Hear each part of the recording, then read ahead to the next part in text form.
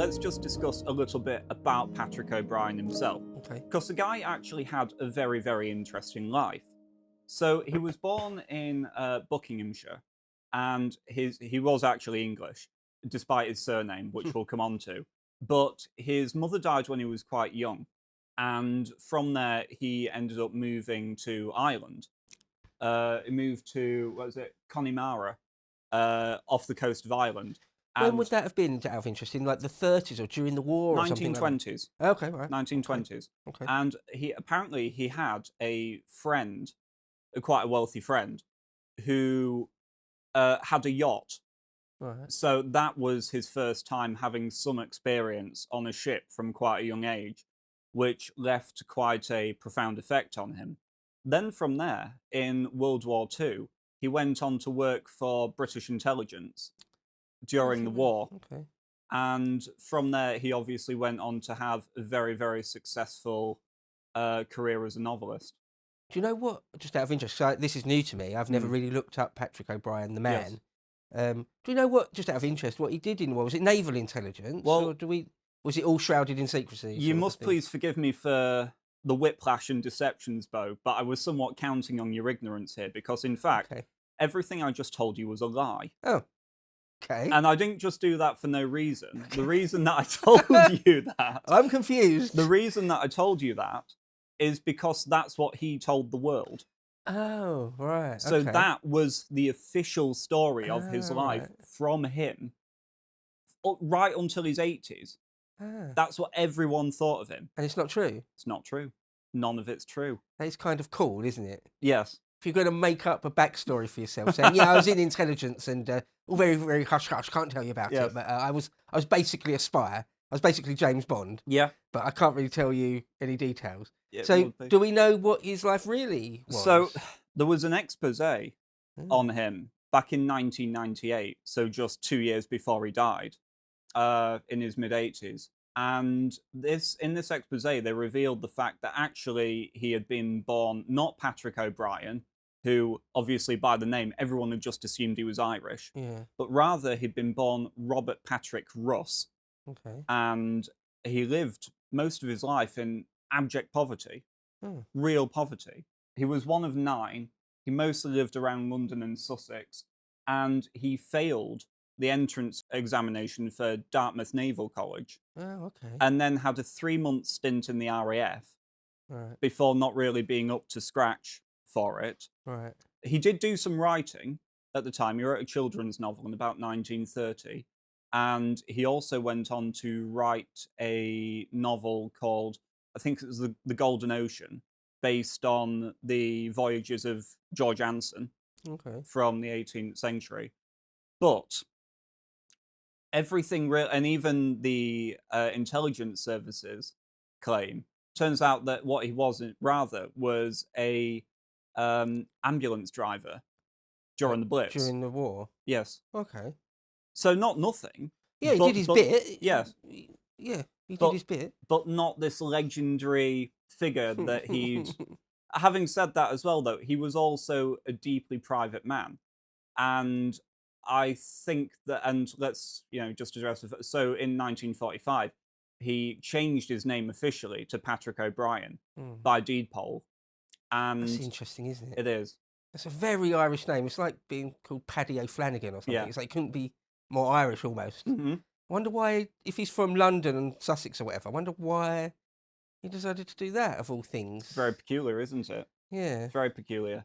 Okay. However, Fair enough. Fair enough. the larger point is that he wasn't a charlatan, and he did write all of these books. Right. Well, Right. The so- books are his. Yeah. And they are remarkable.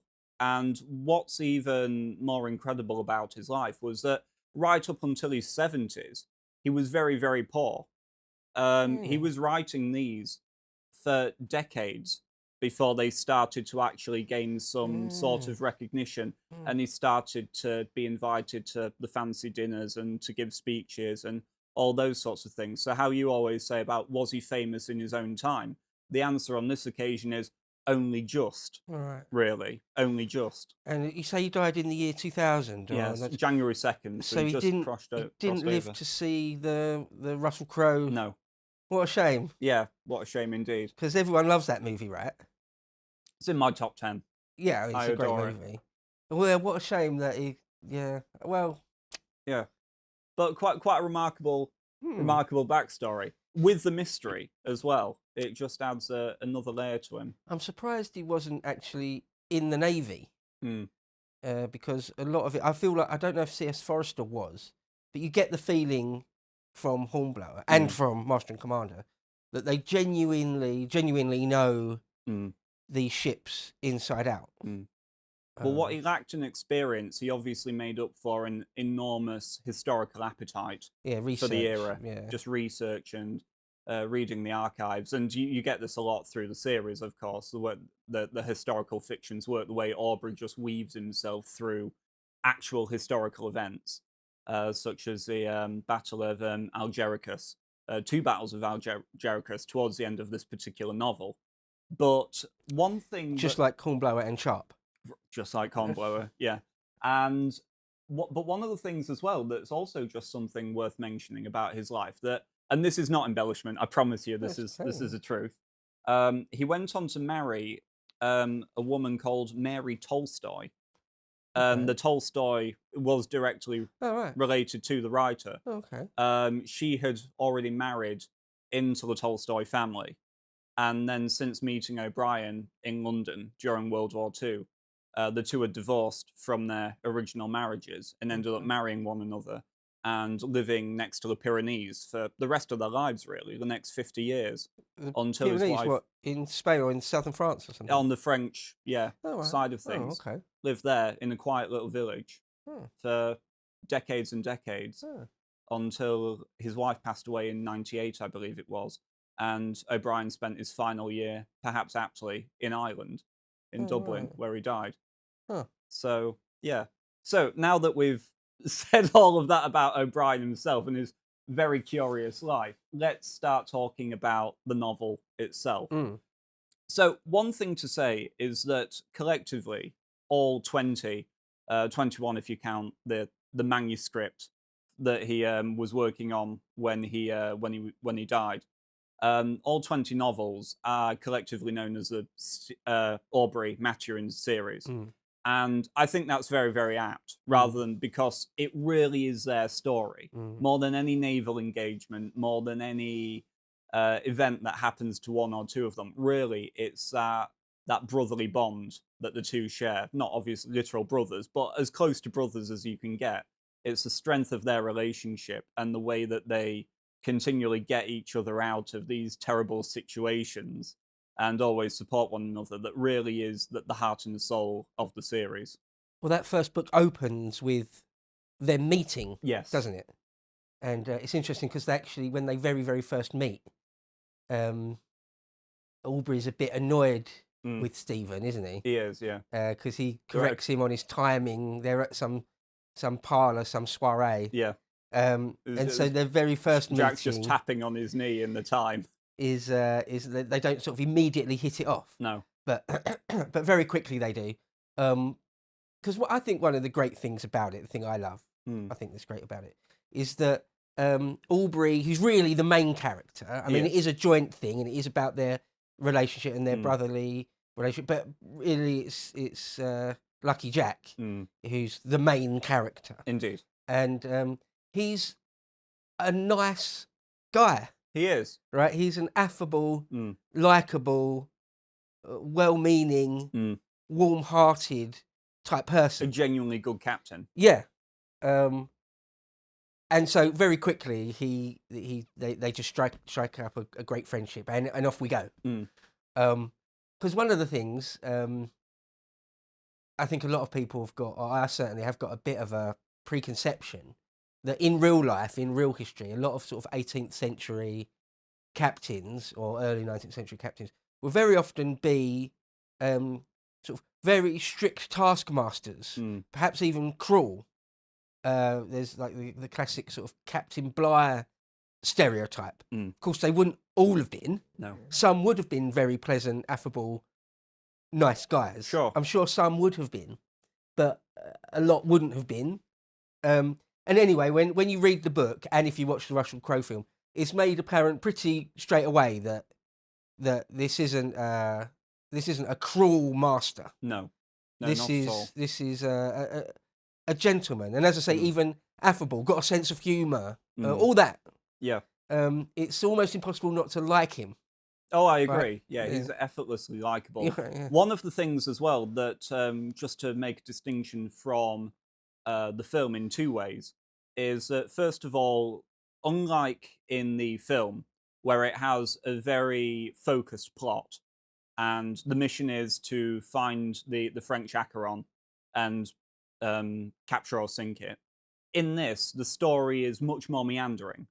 He takes he's given obviously his charge, and he's promoted to master and commander. So he's not post captain. He can't command his own frigate, but what he can be given is charge of a 14-gun sloop called the Sophie, which is still reasonable. Yes. I mean, it doesn't stand a chance against a first-rater. No. But it's still decent. Yeah, it is. Still be able to. It's real responsibility. Still be able to blow up most things on the sea if it wanted to.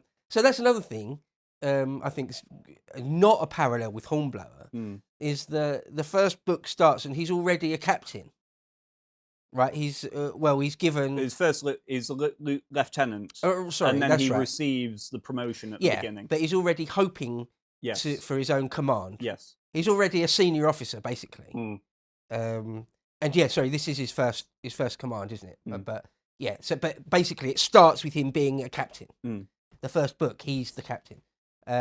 Whereas Hornblower is different. He like Sharp, he starts at the bottom. The first book, he's or in Hornblower's case, he's like a ship's boy, or not even, or a midshipman. I can't quite remember. It's been a long time since I read the first Hornblower book. But like Sharp starts where he's not even a private, or it starts where he's a private. Whereas this, we're straight into he's the master, and that's the great thing. I think why Master and Commander is a good name,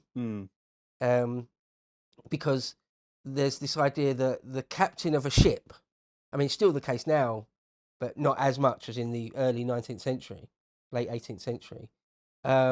You're like some sort of Roman legate. Your word is law. You'll never be more powerful than a captain on a ship. You're like almost like a god. Your very gaze, a wave of the hand, it's like life and death.